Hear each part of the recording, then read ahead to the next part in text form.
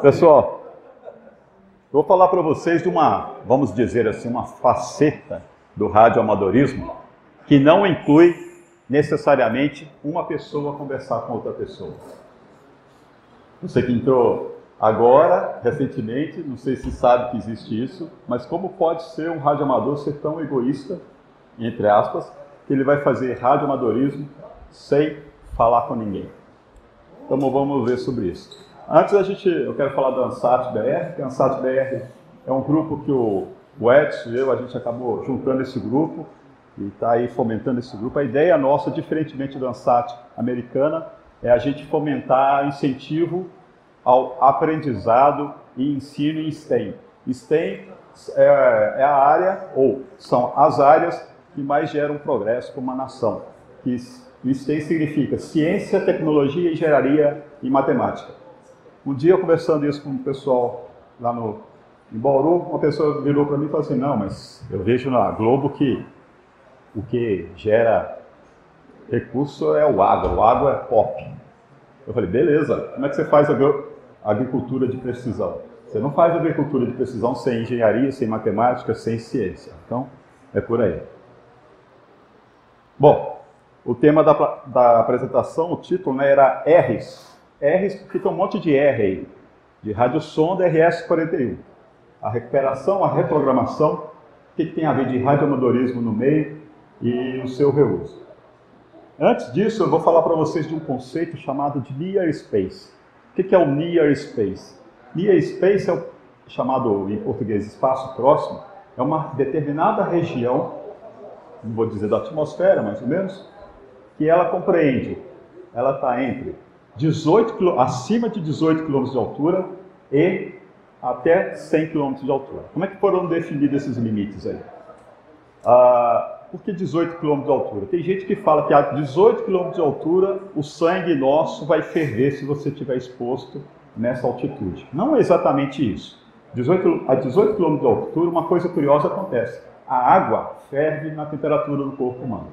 Não necessariamente o nosso sangue vai ferver. Só vai ferver se a gente puser ele numa vasilha e deixar lá exposto. Ele vai estar no nosso corpo. Só que, logicamente, a gente vai morrer porque lá em cima não tem ar suficiente para a gente respirar.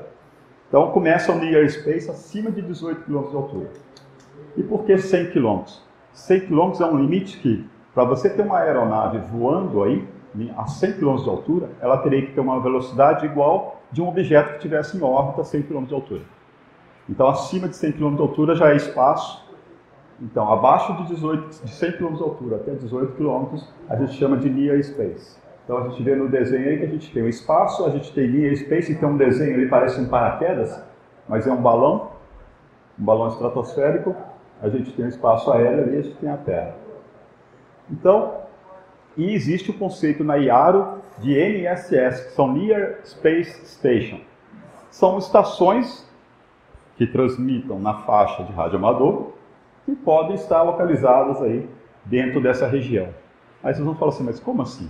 E aí, eu vou falar para vocês um pouco depois sobre o projeto Ícaro, mas tem muitos radioamadores fazendo experimentos com HAB, H-A-B, que é balonismo de alta altitude. Então, usa o Near Space. Agora, para a gente chegar aonde eu quero, eu preciso que vocês entendam o que é uma radiosonda meteorológica. Eu trabalho lá no IPMET, já lancei algumas dessas aí, algumas bilhares de radiosondas. Curiosamente, meu início de lançamento de balão com radiosonda não era meteorológica, era uma radiosonda russa que eu trouxe da Encarta aqui, que lá nos idos de 1987 eu fazia o lançamento dessa radiosonda aqui.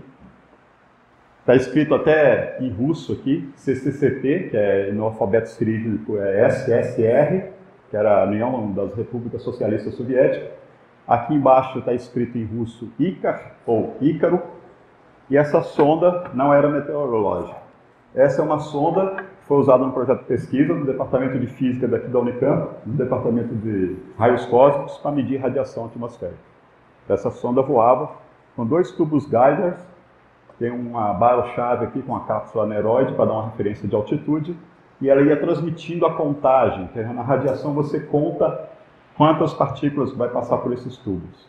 E aqui é chamado de telescópio, que tinha dois tipos de contagem. Quando uma partícula vinha por cima ou pela lateral e passasse só no tubo de cima, era uma contagem, ou se ela tivesse energia suficiente, se ela viesse num determinado ângulo, ela ia conseguir passar pelo tubo de cima, atravessar a barra de alumínio e chegar no tubo de baixo. Então já é um outro nível de partícula. Então tinha essa medida que a gente fazia. Bom, então foi isso que o meu começo com rádio sonda, com o lançamento de balão, foi exatamente aqui, que aliás é um laboratório, um galpão que tem aqui para baixo, aqui do departamento do raios cósmicos.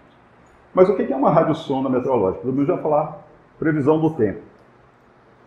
A previsão do tempo, a ideia da previsão do tempo é você simular como a atmosfera se comporta, e aí você vai falar assim, o tempo amanhã vai estar de tal jeito, o tempo amanhã em determinado lugar, em determinado horário vai estar de tal jeito, em outro local vai estar de tal jeito. A ideia é você, como é que faz isso? Você simula, existe uma coisa chamada modelo numérico, que é um conjunto de equações que vai simular o comportamento da atmosfera. Mas para ele simular o comportamento da atmosfera, eu preciso dizer para ele, falar assim, modelo, a atmosfera está assim agora. Eu preciso passar para ele um conjunto de medidas que indique para ele como a atmosfera está. A partir dessa chamada condição inicial, ele calcula a previsão para 3 horas, aí essa previsão das 3 horas, ele volta na entrada dele, calcula para mais 3 horas, aí você tem previsão de 6 horas. Essa previsão de 6 horas volta no modelo, aí você tem a previsão para 9 horas. E ele vai fazendo isso sucessivamente. Por isso, a necessidade de supercomputadores. Aqui no Brasil, a gente tem lá no CPTEC.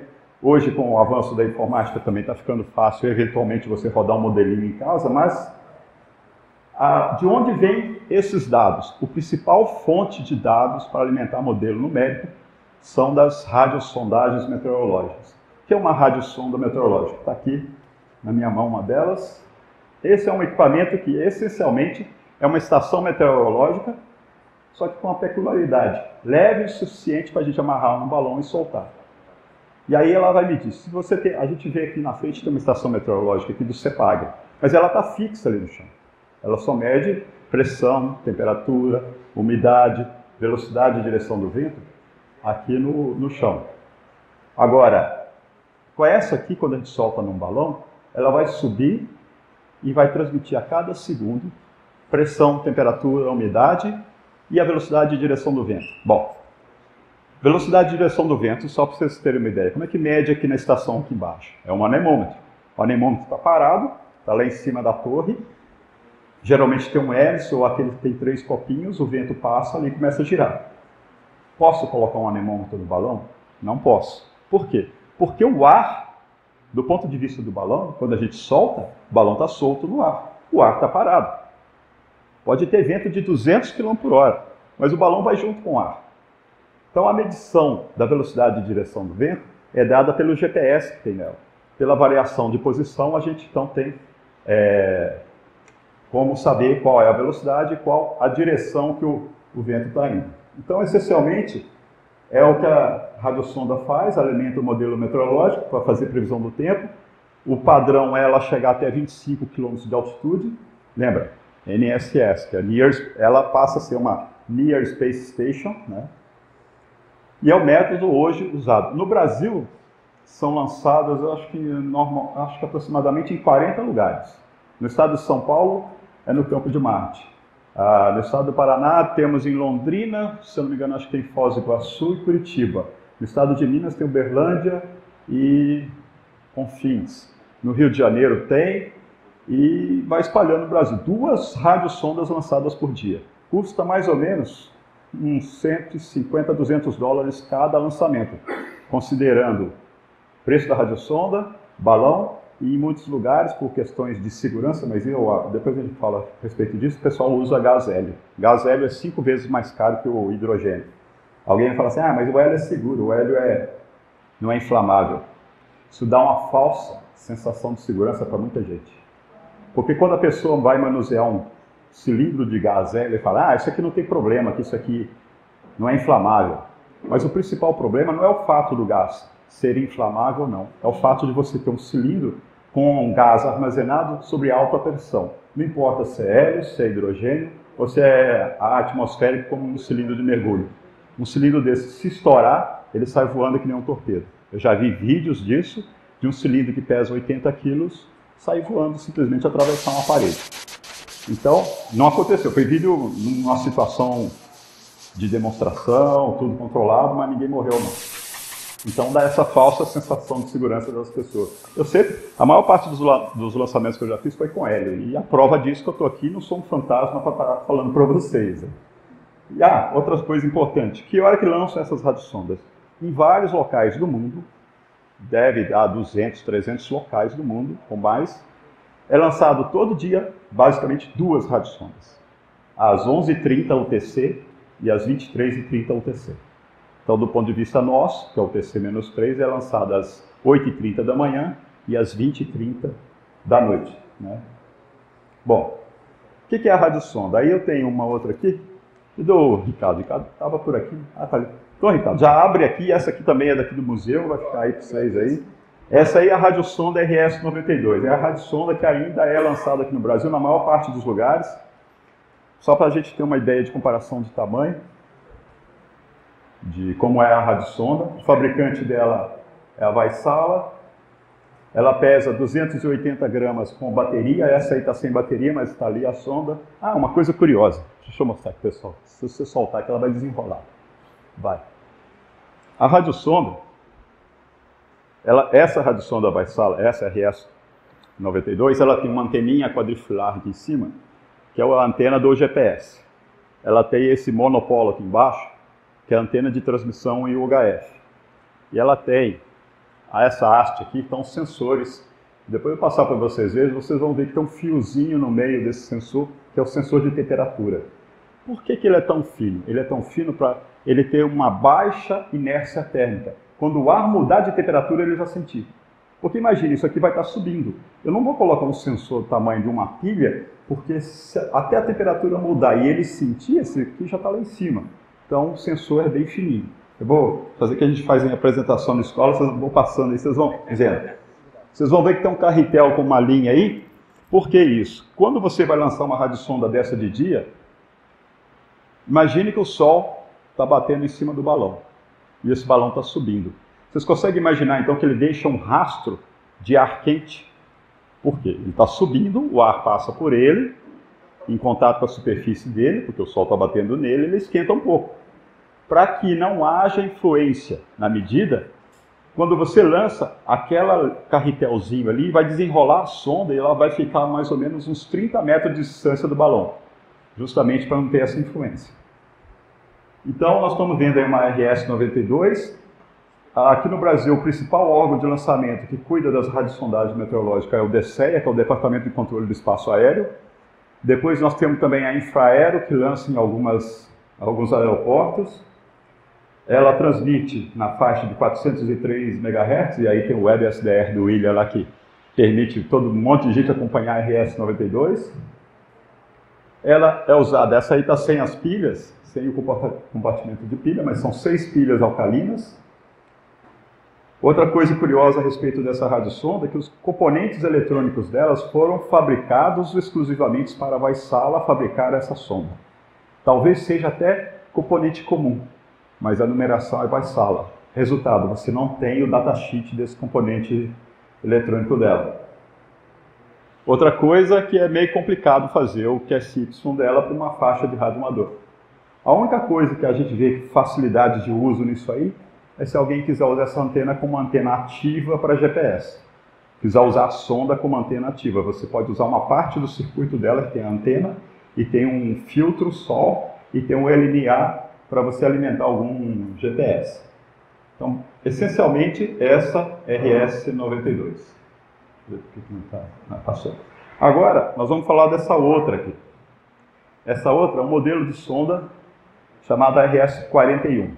Também é fabricada pela Vaisala. A pergunta que eu vou levantar aqui, será que é uma sonda comum, como a RS-92, que é lançada ainda em vários locais do Brasil? Aliás, não se fabrica mais essa sonda. Estão lançando ainda porque o pessoal compra de baseada, então eles têm estoque dessas sondas. Eu acho que até ano que vem já vão começar em todas as outras estações a lançar, tá bom? Bom, a pergunta é interessante. Do ponto de vista de quem lança, dos órgãos da aeronáutica, tudo? Não.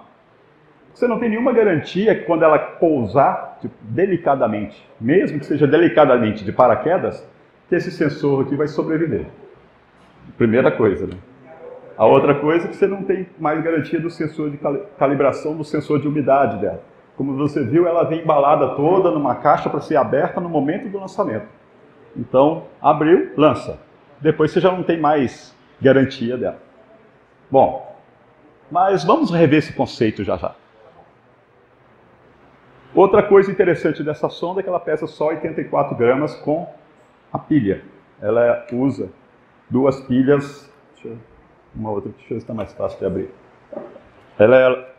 Ela vem com duas pilhas, não está a pilha aqui, mas está o suporte, são duas pilhas de lítio. A pilha de lítio por si só já é mais leve que a pilha alcalina. Tá? Então está aqui a sonda. Vou passar também para vocês verem, vou passar só a plaquinha, tá? Também é o mesmo esquema, sensor de temperatura, umidade, tem uma plaquinha com sensor de pressão. Aqui no alto vocês vão ver um quadradinho, é a antena do GPS dela. Só para ter em comparação com essa antena desse GPS aí, tá bom? Nilson, uns anos atrás, aqui, o dois Tango Mike Tango falou sobre o projeto Ícaro. Foi o primeiro projeto que lançou, você deve ver com rádio amador, não é? É, até onde eu saiba, né, William? Acho que a gente foi... O William tá aí? Tá. Até onde eu saiba, o Ícaro foi a primeira vez que a gente fez lançamento com rádio sonda, tudo, né? Então foi. Aí, vou passar para vocês também olharem a sonda aí, enquanto vou falando dela aqui. Então, vamos lá. Será que é uma sonda comum? Bom, primeiro que é mais leve. O fato da... Pois não? Oi? Ah, essa sonda, essa daí é parecido com a outra, 60 miliwatts. E o alcance dela? Ah, alcance... Depende da sua estação de recepção. O alcance depende da sua estação... Eu gosto de dizer que o alcance dela depende da estação de recepção, né? Então, ela pesa 84 gramas. Aí vocês vão falar, mas que vantagem tem ela ser mais leve? Eu falei que muitas estações usam hélio, que é mais ou menos 5 vezes mais caro que hidrogênio, com 84 gramas, para você fazer com que ela chegue na mesma altura, com a mesma velocidade que a outra, você vai gastar menos gás. Então já começa uma economia aí. Também transmite 403 MHz, porque é meteorológica, né? Então usa duas pilhas de lítio. Está aí a sonda passeando para vocês verem. Agora vem uma coisa curiosa. Os principais componentes dessa sonda, aliás todos, são componentes comerciais, off the shelf. Isso já abre uma ideia. Pô, se o componente é comercial, eu tenho, por exemplo, o processador dela que é ST Microelectronics. Né? Tá aí o código da CPU dela. Tem o datasheet dele. Tem o chip da Silicon Labs, que é esse cara aí que é o transmissor dela. Tem o chip da U-Blocks, que é esse código aí que é o GPS dela. A coisa já começa a ficar clara. Você fala assim, que legal, vou pegar esses componentes e vou construir uma sonda usando esse datasheet. Só que tem um detalhe, a internet veio para isso. E aí o pessoal se juntou sabendo que você tem os componentes, você tem os datasheets dela. O pessoal usou uma técnica bem conhecida aí, chamada engenharia reversa. Juntou uma galera, GitHub. O que eles fizeram? Datasheet. A engenharia reversa que consiste em você pegar a placa de circuito impresso, olhando a placa que está passeando aí na mão de vocês, levantar o layout dela, e com o layout você tem os componentes, você levanta o esquema. Quando eles levantaram o esquema, esse cara levantou o esquema, simples, você sabe, ó, o GPS está ligado em tal pino do processador, tal coisa está ligado, o pino do transmissor está ligado em tal pino do processador. Opa, já não preciso mais tirar os componentes dela e montar outro circuito, eu já sei como é que eles estão ligados. O que precisava ser feito agora? Depois que levantou, aí está o esquema dela levantado, CPU, parte GPS, olha o transmissor que interessante, ó. Olha o circuito de saída dele aqui, cadê meu mouse? Aqui, ó. Circuito de saída, tá o chip lá. Bom, as interfaces. O pessoal vendo o que era o que e onde quem estava ligado com quem, escreveu um novo firmware para a sonda. Resultado, eu consigo fazer essa sonda funcionar de outra maneira sem usar o ferro de solda. Então essa já começa a ser uma grande vantagem da sonda. Então, a gente consegue reprogramar a sonda para a banda de rádio amador. Já existe já desses firmwares vários modos já implementados para a comunidade, né? Código Morse, RTTX, a X25, tem um padrão chamado Horus.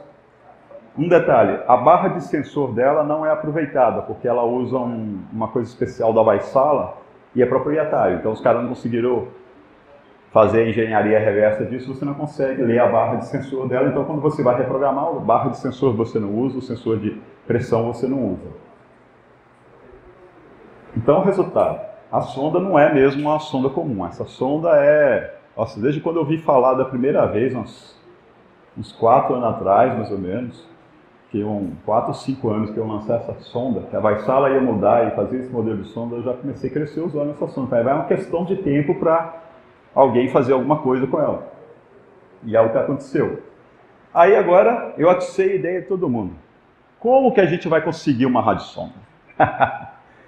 Vamos comprar uma? Não, porque se você for importar uma radiosonda, ligar lá no representante no Brasil e falar, eu quero comprar uma RS-41, acho que vai custar uns R$1.500 cada uma. Porque pensar que é $150, $200, é uma só, a operação, tudo, importação, não sei o quê, lucro do vendedor, não vai ser simples. A ideia é caça-repousa. Vamos caçar a sonda. Mas como nós vamos caçar essa sonda? Primeira coisa, é bom que você esteja próximo de um local que lança radiosonda. É bom, é desejável. Eu, por exemplo, não estou. Eu estou a 200 e poucos quilômetros de um, em linha reta, e 300 de outro, que é São Paulo ou Londrina. Mas eu já recuperei umas 3 radiosondas dessas. Estou em Bauru. Como que eu recuperei essas 3 radiosondas? Bom, uma das recuperações eu andei 300 quilômetros. Beleza, 150 para ir, andar no mato e 150 para voltar. Aqui tem uma relação de locais. Por enquanto, desses locais aí, os que estão sublinhados, são só os locais que são lançados a RS-41. É Uberlândia, Vitória, Londrina e Alta Floresta. O que a gente faz para resgatar uma radiosonda? Eu vou lá, entro no site, usando a meteorologia, a previsão do tempo, a gente consegue fazer uma simulação de essa sonda vai ser lançada em tal local e vai cair mais ou menos aonde? Por quê? Como é que eu consigo fazer essa simulação? Porque os lançamentos são padrões. Eu sei que uma sonda dessa, quando lançada corretamente, tem que subir a 5 metros por segundo. E eu tendo essa velocidade de subida e sabendo quais são as velocidades de vento em todas as camadas, o software faz a simulação de como ela tivesse subido. Na hora que o balão vai estourar, o software simula mais ou menos a descida com paraquedas. Se o paraquedas não enroscar na sonda, desce devagar. Se o paraquedas enroscar, desce um pouquinho mais rápido, mas te dá uma boa ideia da região para onde essa sonda vai. Com isso, é só você ficar lá perto dessa região quando essa sonda cair. Essa região pode ser próximo do local que ela foi lançada, como pode ser a 300 km de distância de onde ela foi lançada, depende das condições do vento. Bom, aí beleza, eu sei onde que a sonda vai cair mais ou menos. Qual o próximo passo? Rastrear a sonda. A estação de rastreamento da Vaisala custa uma fortuna. Mas alguém, uma boa alma, fez uma engenharia reversa do sistema de transmissão da radiosonda e publicou um software na internet que você, usando um receptor de UHF, você consegue, ou o EDSDR de Pardinho, você consegue jogar o áudio nesse software e ele vai decodificar todas as informações da radiosonda. Pressão, temperatura, umidade, latitude, longitude de onde ela está, tudo isso aí. Fez isso, é você acompanhar a sua radiosonda e ver se aquela previsão que você fez está se confirmando. Bom, como é que a gente vai fazer isso então? Vamos supor que a gente fez uma simulação de uma radiosonda que foi lançada no campo de Marte e que vai cair no centro de Campinas. Vocês vão falar, mas isso é possível? Bom, se vocês procurarem na internet, vocês vão ver que teve um ano aí, 2011, eu não lembro a data. Vocês vão achar aí que teve uma radiosonda que caiu no centro de Campinas, que foi confundida com bomba e fechou o centro da cidade num feriado de 2 de novembro, aí, num desse ano aí. Quem lançou essa radiosonda? Eu. Estava lá no campo de Marte, no experimento lá. Não, e o curioso é que não foi uma mera radiosonda, não foi só a RS-92, ela estava acoplada com o sensor de ozônio. que era um projeto com o pessoal da USP, e eles, lá o projeto era fazer medição de ozônio, mas eles não tinham prática em radiosondagem, aí pediram a gente lá da Unesp emprestado para fazer o lançamento para eles no campo de Marte. Essa é uma caixa, mais ou menos desse tamanho assim, acoplada junto com a radiosonda. Beleza, a gente sabia mais ou menos que vinha aqui. Teve uma que caiu dentro do IAC, sabia que vinha para a região de Campinas. A gente coloca na caixa, identificação, equipamento científico, sem valor comercial. Esse do sensor de ozônio, inclusive, tinha a possibilidade de reutilizar o sensor de ozônio. Aí estamos lá, lançamos, fizemos um lançamento, a gente estava preparando para fazer o lançamento seguinte, e daqui a pouco alguém liga para a gente e fala, olha, procura na internet aí, vê o que está acontecendo. A gente entra na internet e está lá uma notícia no G1 lá falando que o centro de Campinas tinha sido fechado por suspeita de bomba. E a foto?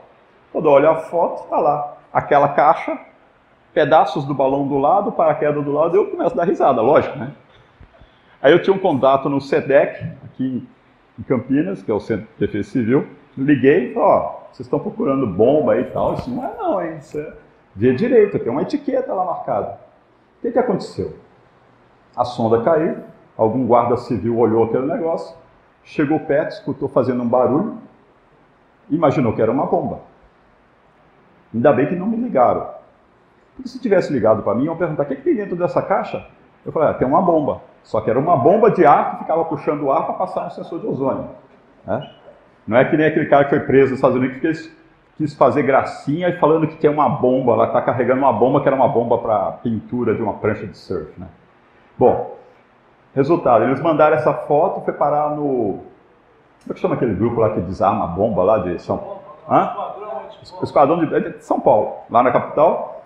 Os caras olharam e deram risada, né? Parece que falaram, isso aí é equipamento meteorológico. Ainda bem que eles sabiam. E aí o cara foi chegar perto. Quando chegou perto, ele leu a etiqueta. Quando leu a etiqueta, ligou pra gente. Mas tem até hoje essa notícia aí no G1 ainda. Então, quando essa sonda vai cair, você sabe, tem duas possibilidades. Ou você está próximo o suficiente e você consegue acompanhar ela descendo até o solo. Beleza, aí você sabe mais ou menos com uma boa precisão onde ela caiu. Ou você vai perder o sinal dela a 2 km de altura, 3 km de altura, por causa daquele probleminha que a gente tem, que a Terra não é plana. Se a Terra fosse plana, a gente conseguiria acompanhar até embaixo, mas por causa da curvatura da Terra, ela fica abaixo da linha do horizonte, você perde o sinal, e aí você perde o sinal dela aqui, e ela está caindo de paraquedas. Então ela pode ter um drift, dependendo do vento, para qualquer lado. Então você não vai ter a posição, ela não vai cair exatamente, descer em linha reta. Aí você tem que chegar na região caça-raposa. Hoje em dia, se a gente for fazer isso com a RS-41, a gente fala que é recuperação Nutella. Por quê? Porque é muito mais fácil você decodificar a informação dessa sonda. O GPS dela é muito mais fácil. E aí você vai na região, você tiver um nível de sinal ouvível no HT, por exemplo, está com ruído. Então eu tento achar a posição mais ou menos, vou até a mais perto, o sinal melhorou. Abro o computador, plugo um SDR, anteninha nele, decodifico a posição, agora eu tenho latitude e longitude da sonda. Beleza, vou lá até ela. Aí é outro problema. Se ela vai estar em cima de uma árvore, se ela vai estar dentro de um lugar com cachorro, tem gente que tem medo de vaca, então aí é outro problema. Então a questão toda é você ir no local, obviamente munido com EPI, você não sabe o que você vai encontrar, né? Você usar aí, eventualmente usar pelo menos não vá de sandália, de chinelo de dedo, porque não dá, de bermuda também acho que não é aconselhável. Mas assim, a gente avisa assim, mas a gente sabe que os caras às vezes vai de chinelão, vai de boa e tal. Vai pegar um sol, né? Muito bom senso, que você não vai sair entrando nas propriedades dos outros sem ter uma boa dose de bom senso, de tentar localizar alguém, perguntar a alguém. Se tem uma porteira fechada, você ficar esperto, ainda mais agora que os caras estão liberados a usar armas, você tem grande chance de levar tiro, então você fica esperto. Nesse ponto, eu acho que o resgate de uma radiosonda à noite é mais seguro. Por que eu acho que é mais seguro? Porque você chega perto da região, e isso é o procedimento que eu faço. Você está de carro, caiu mais ou menos ali, e lá tem uma casa. Mas eu vou direto aqui, paro o meu carro aqui e deixo o pisca-alerta ligado. Que bandido que vai deixar o pisca-alerta ligado do carro? O cara que dá propriedade vai olhar que tem um carro com pisca-alerta ligado, o que ele vai pensar? Aconteceu alguma coisa, vou lá ajudar. Tudo bem que ele podia ajudar com 38 na cintura e tal, mas a ideia é essa, né? E usar muito bom senso nisso. Quando a gente encontra a sonda, a gente desliga a sonda, né? Não, ele desliga a sonda, vai ficar andando com ela ligada no carro o tempo todo. Daí é lógico, a gente contribui também para o meio ambiente. A Vaisala, quem fabrica isso aqui, as primeiras versões dessa sonda, da RS-41, saía com uma função ativada de fábrica, que era o seguinte: quando ela detectava que ela estava caindo, ela desligava o transmissor. Tipo, ela está subindo. Então o circuito dela sabe que ela está subindo, porque a pressão atmosférica está diminuindo. Aí você está diminuindo. Se a pressão atmosférica começasse a aumentar, significava que o balão estourou, que ela começou a descer. Nas primeiras versões, ela já desligava o transmissor. Aí o povo na Europa reclamou para a Vaisala, falou: pô, acabou com o nosso barato, a gente não pode mais correr atrás disso. Não é só nós aqui no Brasil, tem uma comunidade enorme que vai atrás disso aqui. E aí, a Vaisala sensibilizada deixa em default essa função desligada. Então ela cai e fica ligada até acabar a bateria. Isso é bom porque a gente acaba contribuindo para diminuir a pegada ambiental, né, que fica de material no meio do local que caiu a sonda. Então, depois que você recupera a sonda, a gente fala: transporta a sonda com carinho, né? Abre a trava plástica, essa aqui inclusive é difícil de abrir a trava dela, mas abre, tira a bateria, verifica. Aí no caso de fazer a modificação, a gente até descarta já tira a haste do sensor. E aí antes de reprogramar, eu preciso saber para que eu vou usar essa sonda. Tem vários firmwares prontos para você, por exemplo, usar essa sonda para brincar de caça-raposa. Já vem o firmware pronto, você só seta: eu quero que o transmissor dela ligue de tanto e tanto tempo e transmite uma portadora. Eu quero que de tanto e tanto tempo ela transmite um CW. Ou eu quero que, quando a bateria chegar a um determinado nível, que ela comece a transmitir a posição dela. Então dá para fazer isso, esse tipo de coisa. E aí você vai configurar, né, tudo isso aí. Ou então, se eu vou lançar uma sonda dessa, se ela vai transmitir, que mensagem que ela vai transmitir, tudo isso aí eu faço. Modifico um arquivo de configuração lá, compilo o firmware e vou mandar para a sonda, que é só um exemplo da tela. Usa aí essa interfacezinha aqui, que é da ST Microelectronics, ST-Link versão 2, tem o software, pega esse firmware que você compilou, joga para a sonda e pronto, ela já está reprogramada. O que eu vou fazer com uma sonda dessa reprogramada? Lembrando que eu reprogramei, eu como radioamador, coloquei numa frequência de radioamador, logo eu posso usá-la. Algumas ideias, né? Projeto Ícaro, a gente pode falar dele um pouquinho, até falar das últimas versões dele. Uma das ideias, imagina você fazer isso na escola e você usar uma sonda dessa para mostrar para a criançada como funciona e deixar ela ligada com um sensorzinho nela. E você vai incentivar eles a aprender algo na área de tecnologia. Ou você só usar a latitude e longitude dela e fazer alguma coisa com eles, fazer alguma atividade, um grupo escoteiro. Então é um modo de você usar essa radiosonda. Você pode fazer projeto escolar. Eu não fiz esse teste, um dia eu vou fazer ainda. Pegar uma sonda dessa e amarrar no maior balão que a gente conseguir comprar no mercado aí, desses de festa que o pessoal enche de bala. Não sei que altitude que vai chegar. Talvez fique aí a dica para o teste, porque com esse peso aqui, eu acho que um balão daquele cheio de hidrogênio vai conseguir carregar essa sonda.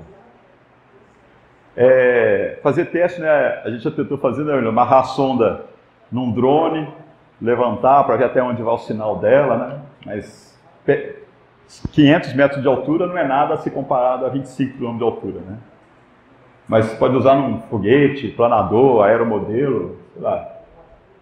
Isso aqui, você pode introduzir o conceito de um satélite para a criançada. Ou numa escola técnica, ou mesmo na universidade. E quando você lançar essa sonda, que ela for parar lá no Near Space, saibam que tem muitos conceitos novos de satélite, plataformas novas que são testadas através de transporte com balões estratosféricos antes de ser mandada para o espaço.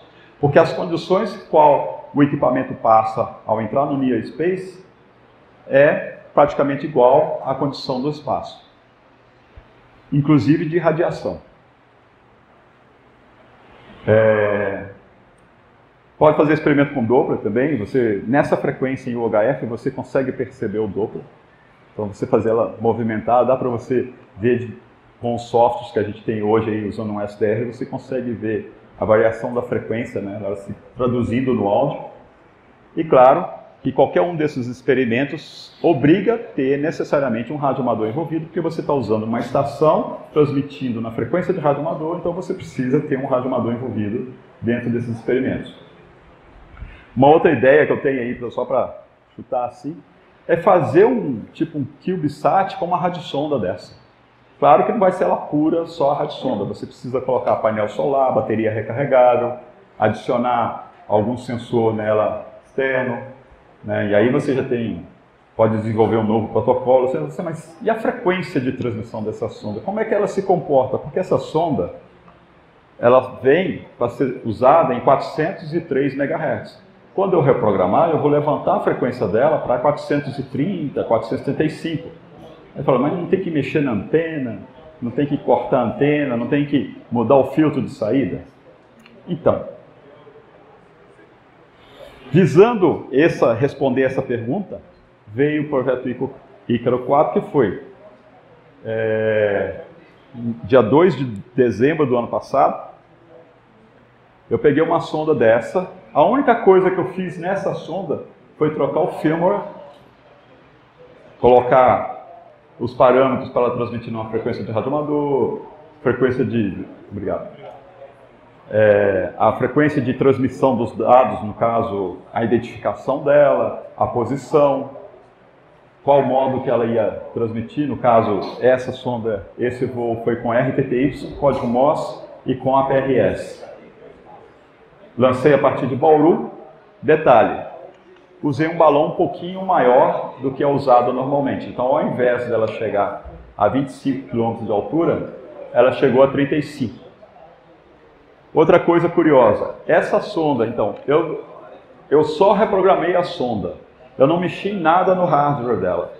Pelo que eu vi no firmware lá, os comentários do pessoal, eles falam que ao invés dela transmitir com 60 mW, ela passa a transmitir só com 40. Eu falei, então vamos transmitir com 40 e vamos ver até onde vai. Bom, até onde ela foi, né? Tem um vídeo aqui que tem uma... Vai abrir aqui, vai.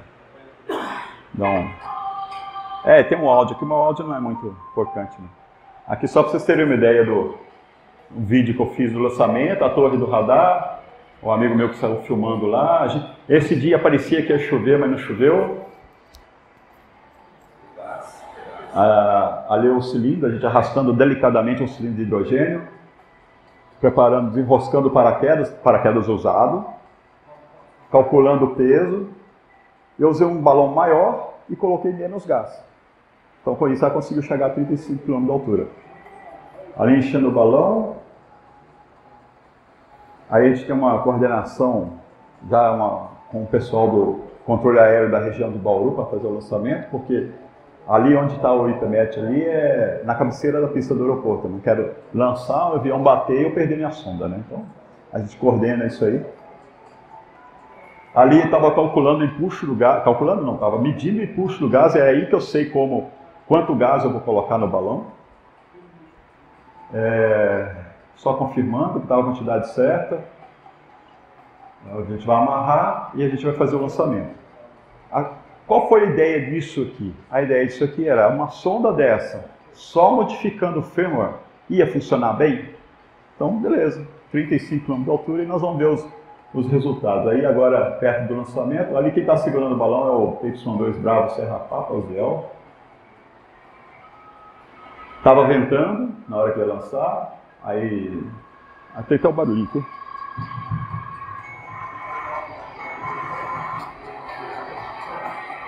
E aí a hora do lançamento, estava lançando no sentido do balão, então a gente usamos uma técnica inovadora aí, tinha espaço, soltou o balão e eu corri. Se eu soltasse o balão e soltasse a sonda, ela ia bater no chão. Então, vocês vão notar que ele abaixa, porque a sonda quase bateu nele também. Na abaixadinha, a sonda quase bateu nele. Mas essa sonda subiu, tem vídeo de câmera lenta aí. E... dá para ver o paraquedas, né? Esse balão, uma curiosidade, vocês viram o tamanho dele. Na hora que ele vai estourar lá em cima, ele chega a ficar mais ou menos uns de 6 a 7 vezes com maior diâmetro do que ele está aí na hora de lançar. Eu já consegui ver um balão desse estourando a olho nu, usando um telescópio, mas fiquei quase cego de ficar o tempo todo acompanhando a 80 km de distância. Numa situação de céu super azul, deu para ver ele estourando lá. Então, esse foi o Ícaro 4. E o resultado desse Ícaro 4 aqui, né? Vamos voltar aqui. Resultado do Ícaro 4 foi o seguinte. 26 estações enviaram o log de recepção. Está aqui nomeado as estações. Tem 3 estações aí que eu destaquei.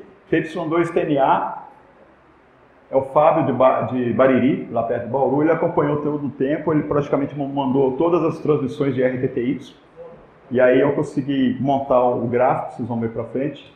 PY4ZBZ está aí aparecendo. E o PT9IR, Irineu, PY4ZBZ de Sete Lagoas. E o PT9IR é o Irineu lá de Campo Grande, né? Então vamos lá, só para acompanhar aqui o perfil de altitude, a linha azul aqui, o momento que lançou, ela foi subindo, subindo, subindo, a hora que estourou, e aí ela começou a cair. Notem que nessa linha aqui no começo ela cai mais inclinada, mais em pé, e à medida que vai descendo, a linha vai ficando menos inclinada. Tá. Esse voo aí, o paraquedas não funcionou direito, enroscou com a sonda, mas aqui dá para a gente ver o efeito do ar. Quando ela estoura lá em cima, praticamente não tem ar, o paraquedas quase que não freia a sonda. À medida que vai descendo, ela vai freando, então você vai... Eu já vi sonda parar de cair e voltar a subir, porque pegou térmica, quando o paraquedas está funcionando legalzinho. E a linha vermelha aqui era só a velocidade de subida dela, então a gente subiu mais ou menos com uma taxa de perto de 5 metros por segundo. Acabou subindo com a velocidade padrão, mas mesmo assim a gente alcançou os 35 km. Aqui a telemetria dela. Eu falei que a gente perde o sensor de temperatura da sonda, mas no chip do transmissor tem um sensor de temperatura. Então o firmware transmite a temperatura do chip da sonda. Então a gente pode ver que a temperatura do chip da sonda variou começou lá na hora do lançamento perto de 27, 28 graus. A temperatura está aqui em azul. Ela foi descendo, o mínimo que chegou aqui quase, aqui é 7 graus Celsius positivo. Nesse momento aqui, do lado de fora, eu não tinha o sensor, mas eu sei que do lado de fora devia estar menos 80 graus Celsius. E outra coisa que vocês repararam no desenho lá do slide, não sei se vocês repararam, estava pintado de preto. Como eu não tinha compromisso com a temperatura, eu pintei ela de preto para quê? Para ela não esfriar muito. Por que eu não queria que ela esfriasse muito? Por causa do efeito na bateria. Pilha, bateria, temperatura baixa, não combina. Então a gente pode ver o que aconteceu com a tensão da bateria. A escala do lado direito aqui começou com 3,3 volts, a pilha boa, novinha, pilha de lítio. À medida que baixa a temperatura, olha como é que baixa a tensão na pilha. Há um pouquinho que a temperatura sobe, a tensão da pilha subindo. E esse pico aqui, ó, que chegou a ser mais baixo que aqui, foi quando ela estava caindo, que aí ela estava caindo com uma velocidade maior, entrou mais ar dentro da sonda, acabou resfriando ela um pouco mais, mas dá para vocês verem com esse gráfico aí, uma das razões por que carro geralmente a bateria abre o bico, pois não? Isso, porque essa sonda, ela chegou a 35 km de altura. Se a gente olhar o perfil de temperatura da atmosfera, a gente vai notar que, em regra, até um certo ponto, quanto mais alto, mais frio é. Mas isso acontece até chegar numa camada da atmosfera chamada tropopausa. A tropopausa é o limite entre a troposfera, que está para baixo, e a estratosfera, que está para cima. A partir da tropopausa, a temperatura volta a ficar menos fria. Não é que chega a temperatura ambiente, ela volta a ficar menos fria. Depois a gente perde, muito mais alto, a gente perde até o conceito de temperatura, porque não tem ar, né? Então, mas ela volta a subir aqui, justamente aqui era quando ela passou na tropopausa, que era mais ou menos menos 80 graus Celsius. Aí está o segundo maior DX. Por que o PY4ZBZ está aí? Porque ele pegou o carro dele, subiu no alto, numa serra Santa Helena, em Sete Lagoas, botou uma anteninha dele em cima do carro e conseguiu receber o sinal da sonda lá em Sete Lagoas. A 600 km de distância, uma sonda transmitindo com 40 miliwatts. Mas aí um sprint que o Roland fez, aqui a gente estava cogitando a respeito disso, vocês podem ver, isso aqui na transmissão de RTTY tem meio que dar uma entortada aqui. A gente estava cogitando que isso, como a gente está olhando o sinal do RTTY no áudio, isso é efeito Doppler, talvez da sonda estar em movimento. Então pode ser que, isso é a confirmar, tá? Mas a gente acha que pode ser isso aí. A única estação que plotou um ponto que conseguiu decodificar o APRS foi o PY5LF, lá de Curitiba, ele plotou um ponto dela. E o maior DX foi o Irineu, lá em Campo Grande, a mais ou menos 700 km de distância, que também conseguiu receber uma sonda. Detalhe, infelizmente, pelo fato da Terra não ser plana, ele só conseguiu receber quando ela estava acima de 20 km de altitude. Então foi o maior DX aí desse dia. Então, quer dizer, primeira coisa, preciso me preocupar em modificar o hardware disso aqui? Não preciso. Um alcance desse aqui, por que eu quero colocar isso aqui transmitindo com potência maior ainda, sendo que numa situação dessa a gente conseguiu esse alcance, né? Então, é isso. O projeto Icaro 5 já foi uma melhorinha um pouco maior, não foi uma mera firmware, foi dentro do evento do Arraial Aéreo, que todo ano é promovido lá pela fundação do Marcos Ponte, em Bauru. Aqui, como estava dentro do evento, eu quis fazer um negócio especial para o pessoal que passasse lá. Então, para as crianças que passaram, até tem um exemplo no lugar aqui, o conceito era, suas palavras vão longe. Bom, suas palavras vão longe, a gente sabe que vai com radioamadorismo. Mas com as crianças, eu explicava para elas o que ia acontecer com o balão. Então a gente pediu para elas escrever mensagem nos pedacinhos de papel e a gente colocou dentro do balão. Se o balão ia estourar, elas iam cair essas mensagens em algum lugar. Tinha até número de telefone lá para alguém encontrasse, entrar em contato, mas ninguém encontrou. Mas isso foi na cabeça da criança que fez a mensagem, que colocou dentro do balão, que imaginou que aquilo ia subir e que ia para o espaço. A modificação aqui foi usar um outro protocolo Horus, para transmissão dos dados, e eu consegui modificar o firmware e adicionar o código Morse nele, que não tinha. E esse Horus, ele transmite com 4FSK, com correção de erro também. Resultado, a gente consegue decodificar os dados com uma relação sinal-ruído muito baixa. O lançamento foi dia 9/6, QTH Bauru. Essa altitude máxima foi 32 km, porque eu não pus pouco gás nela. Por uma razão, tinha duas sondas aí, que eu lancei uma sonda meteorológica junto, normal, e estava dentro do evento aéreo. Vocês não imaginam a loucura que é coordenar dentro de um evento aéreo, trocentos aviões voando, você tem uma janela de 5 minutos para você lançar o seu balão. Eu não podia deixar ele subir devagar, então eu tive que colocar um pouquinho a mais de gás lá. Então, aqui tem algumas fotos do evento, o stand nosso lá. Ali é a foto minha colocando o papelzinho no balão, enchendo. Aqui é o momento que o balão foi lançado, o balão está aqui em cima, e aqui eu segurando e o balão indo embora. Então tá lá, o William estava lá, o William participou também. Aqui eu não ia recuperar esse balão, mas caiu, eu estava lá, o balão caiu, olhei a região, olhei a foto.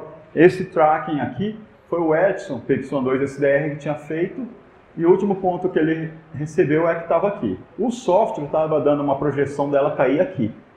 O último ponto foi aqui. Eu pensei, vou, não vou, fui.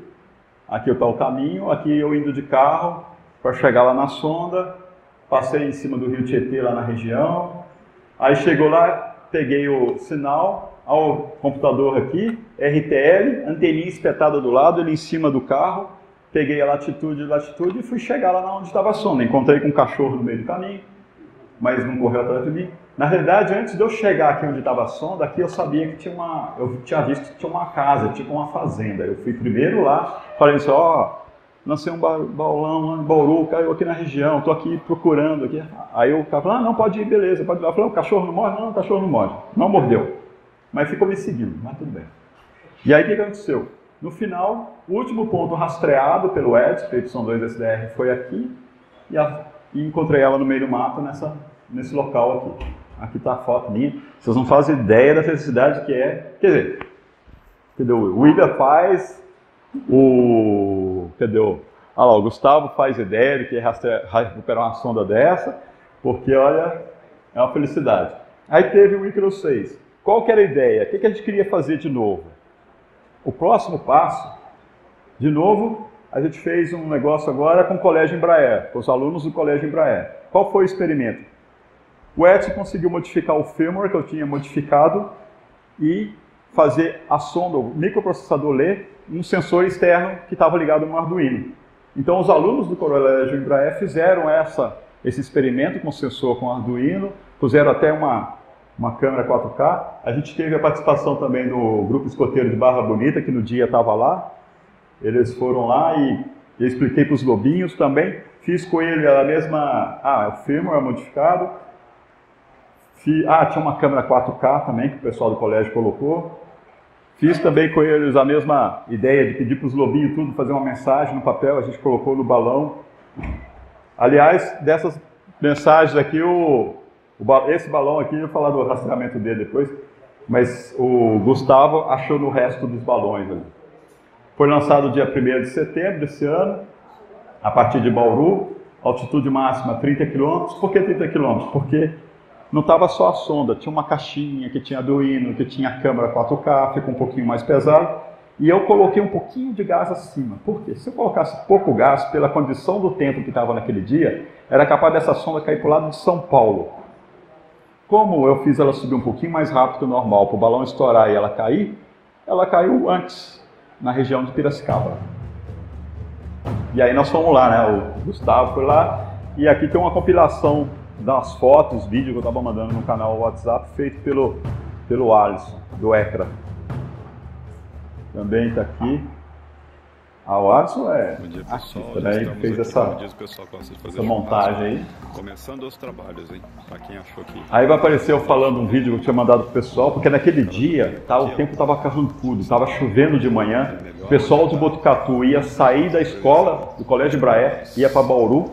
E o pessoal estava preocupado que o tempo estava mal temporal lá. Eu falei assim, não, pode vir que não vai chover. Como é que eu sabia que não ia chover? Pô, trabalho na internet, gente, tem acesso às imagens do radar. Estou vendo que a chuva está chovendo ali, mas vai embora e atrás dela não tem mais nada. Venham. Tanto é que vocês, o tempo está tudo nublado. Essa hora que eu estava gravando aí, estava chuviscando ainda.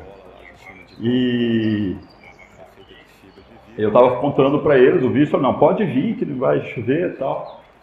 Lá no IPMET, no mesmo lugar, vocês estão vendo a torre do radar lá. Vocês, e aqui a varredura do radar, fazendo agora, o azimuth da antena, a elevação da antena, e aqui tudo que a gente está vendo aqui, ó, chuva e chuva. Então a gente está vendo que tem chuva próxima de Bauru, né? A gente vê que tem chuva aqui próxima de Bauru e tem aqui também. Aí alguém vai pensar, mas essa chuva não vem para cá? Não, por quê? Quando a gente olha aqui na animação, ó, das últimas imagens, ó, o que está acontecendo com a chuva? Está indo embora. Ó. Por exemplo, nesse momento aqui acabou de chover em Botucatu, deu uma chuva até fortinha lá perto de Botucatu, mas já passou, está parando de chover agora. E essa chuva que está vindo aqui, não tem. E aqui não tem formação de chuva. Então com isso a gente pode dizer aí que nas próximas horas nós não teremos chuva aqui. Eu estava explicando, pessoal, não, vem que não tem problema, vamos lançar. Não é a primeira vez que isso vai acontecer. Aí tá os escoteiros ali, a gente preparando. Nesse voo a gente colocou até um refletor de radar aqui, para ajuda na hora da recuperação, mas também para, como era um voo com a carga um pouquinho mais pesada, ele ajuda também a aeronaves a detectar esse balão. A Bia. Você é a? Beatriz. Beatriz. P2 Mike Bravo Eco. Beatriz P2 Mike Bravo Eco, de Barra Bonita. Então tá aí, estamos prontos aqui, só esperando o horário aqui. O pessoal tá fazendo foto, tá tietando o balão. A gente só tá fazendo isso porque o vento acalmou, senão a gente não poderia fazer isso não.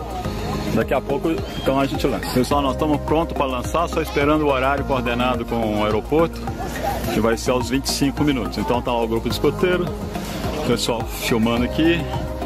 A condição do vento, provavelmente nós vamos lançar daqui mesmo. O vento dá uma acalmada agora e estamos prontos aqui. O galão foi só para pesar, para a gente saber quanto de gás que a gente ia colocar, por causa de toda essa coisa segurada aqui. Agora a gente sabe a quantidade de gás, igual aquela mancha dentro do balão. Como não tinha vento, a gente conseguiu soltar aos pouquinhos, então ele ficava bem vertical, ele estava indo para cima. Quem vai soltar o tiro? Ah, contagem regressiva, hein? É, eu acho que... 5, 4, 3, 2, 1. Vem cá.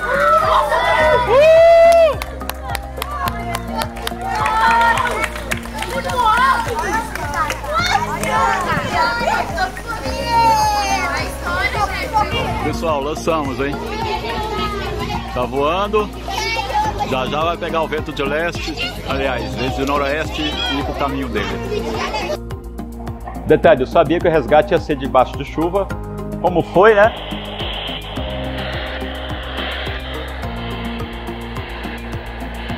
Essa era a sonda meteorológica, tem duas sondas.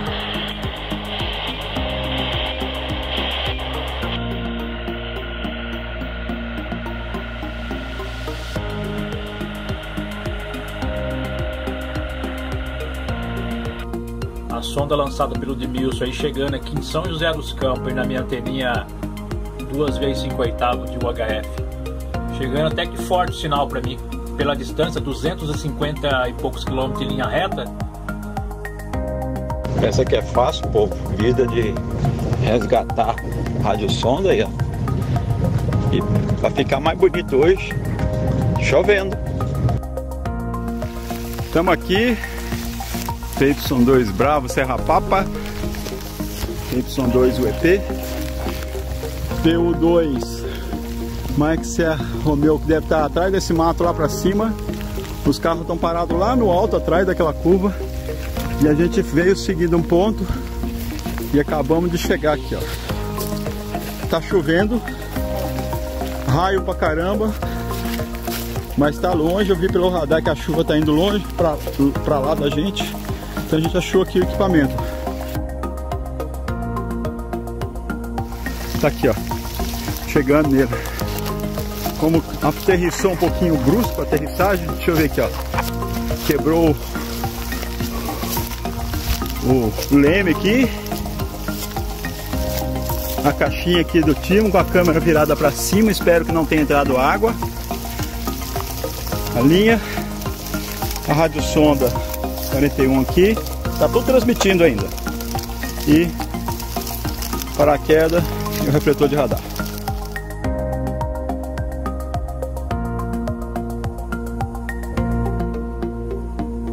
O carro tava lá em cima, mas uma viatura mais robusta tá chegando aqui para buscar a gente aqui, ó. Aí, pessoal, estamos aqui, ó. Já viemos resgatar, o Gustavo tá aqui, PU2 Mike Serra Romeo. Nossa, eu errando. Mike Serra Romeo, PY2 Bravo Serra Papa, era o meu copiloto aqui, o Oziel, e eu, a viatura que foi nos resgatar lá embaixo, e tava lá atrás daquele morro lá. Então é isso aí. Valeu a experiência, chovendo, tudo molhado, como diz os velhinhos do WhatsApp. Tá tudo molhado. O pessoal da Embraer, do Colégio Embraer, tentou imaginar um... O pessoal da Embraer tentou imaginar, não sei, eu esqueci de mostrar. Na caixinha deles tinha tipo uma cauda de avião, que eles tentaram imaginar que aquilo ia estabilizar a caixinha por causa do vento. Só que eu não contei para eles que o vento é zero. O vento é zero, porque está na caixinha, porque a caixinha está sendo levada para o balão e o balão está sendo levado pelo vento. Então, aqui não vai ter nada que aerodinamicamente vá estabilizar a posição, porque não tem vento, né? Tanto que a filmagem deles ficou balançando. A filmagem agrega a todos, agrada a todos. Quem é terraplanista, quem é terra convexista ou concavista, porque a filmagem é grande angular, então balançava, então parecia que a Terra às vezes era côncava, convexa ou era plana. Então tem a filmagem na hora, dependendo do frame que você para a imagem, você vê todos os gostos de terra. Isso aqui é um dos prints da câmera lá de 4K. A Terra tem essa curvatura? Tem, mas não é desse jeito a 30 km de altura. A gente tem vários efeitos aí. Muita gente fala, dá para ver a Terra redonda. Não dá, mais ou menos. Mas o que é mais importante que a gente vê nessa imagem aqui é isso aqui, ó. A gente está praticamente acima de 99% da atmosfera. Olha o céu preto em cima. Você não vê mais o céu azul. naquela altitude. Aí a deformação, às vezes, é por causa do tipo de câmera, do tipo de lente, né? Então você não vai conseguir fazer uma coisa muito precisa. Agora tem...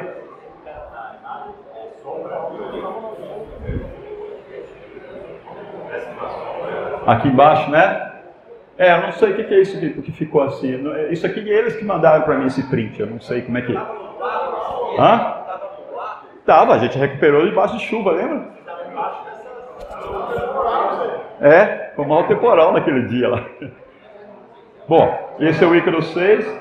O 7 está programando para 2020. Mostrei para vocês essa sonda aqui. Qual que é a minha ideia, então? Eu vou usar um tubo desse aqui, um dos contadores Geiger. Vou montar junto com uma fonte de alta tensão. Estou até aí a fonte, eu comprei de um cara acho que da Rússia. Ela funciona com 3,3 volts e fornece os 400 volts necessários para funcionar o tubo. Vou fazer o software no Arduino e vou fazer a comunicação com a sonda. Então a gente vai ter, além das informações normais, eu vou até colocar em código Morse, também colocar o valor da contagem, o CPM, contagens por minuto de radiação. E a gente vai ver que próximo do chão ela é pequena, ela começa a aumentar, vai chegar a uma certa altitude, ao máximo de radiação, e lá para cima a radiação diminui um pouco. Inclusive isso tem uma preocupação grande com o pessoal, com pilotos de avião que passam grande parte da vida voando a 13 km de altura. A dose de radiação que eles tomam lá o tempo todo, tem estudos a respeito disso aí, há preocupações nesse sentido. Então o planejamento é raios cósmicos, essa sonda aqui, voltar no que eu comecei aqui na Unicamp em 1987, fazer a medida, né? Esse máximo de radiação é conhecido como máximo de Pfotzer. P-F-O-Z-E-R, máximo de Pfotzer. Então a ideia é isso aí.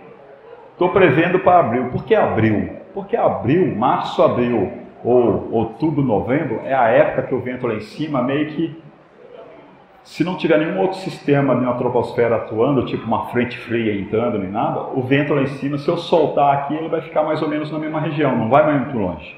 Fora dessa época, ela tende a ir para muito oeste ou para muito leste.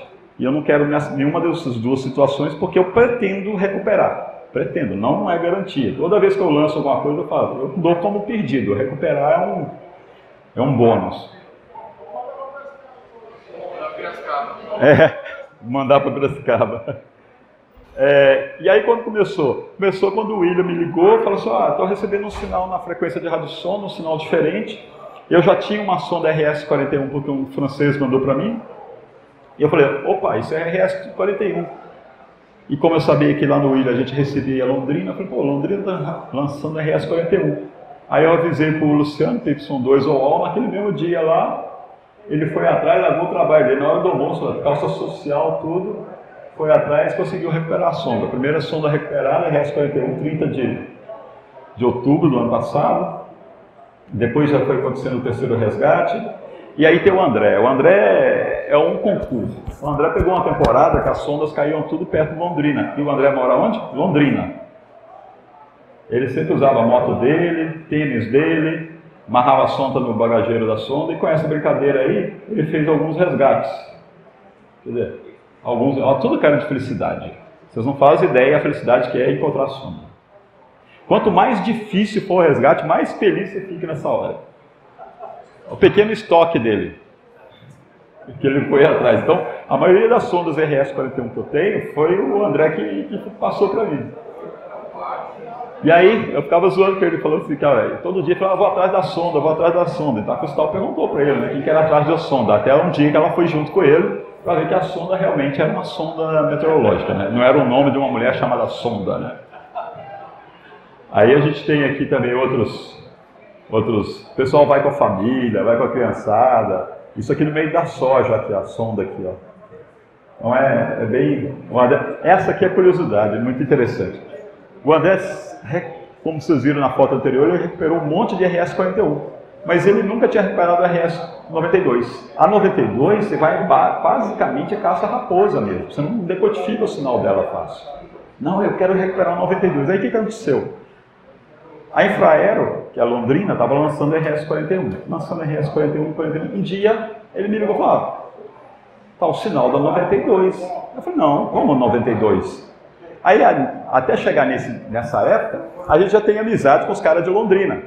Aí ele ligou lá, perguntou para os caras de Londrina, os caras de Londrina falaram o seguinte, não, que a gente foi fazer uma arrumação lá e achamos perdido no depósito uma caixa de RS-92. Então a gente resolveu despachar. Então por isso eles voltaram a lançar 92, mas logo depois eles voltaram com a 41. O André foi recuperar, não, eu vou pegar uma 92, vou pegar uma 92. Falei, então vai. Foi, pegou a sonda, achou, colocou atrás da moto, mas a concorrência não deixou ele levar a sonda para casa, porque eu acho que a sonda caiu no meio do caminho. A gente fala, quando a gente não pega a sonda, a gente fala que ficou para os macacos, né? Então eles ficam todos felizes também, né? Já que você recupera, fica feliz, o macaco também fica feliz quando recupera a sonda, né?